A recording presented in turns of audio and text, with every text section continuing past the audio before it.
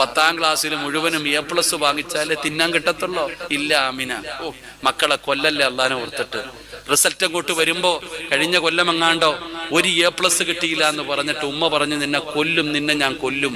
അവസാനം ആസറ്റ് എടുത്ത് കുടിച്ചു. എന്തായാലും കൊല്ലൂ എന്ന് പറഞ്ഞു പോയി. ആകെ ഒരെണ്ണേ ഉണ്ടായിരുന്നുള്ളൂ, പോയി. എല്ലാത്തിനും ആർത്തിക, എല്ലാത്തിനും 10 A+ വേണം. നിനക്ക് എത്ര ഉണ്ടായിരുന്നു ആമിന? എടാ മക്കളെ തല്ലുന്നില്ലേ, ഭീഷണിപ്പെടുത്തുന്നില്ലേ?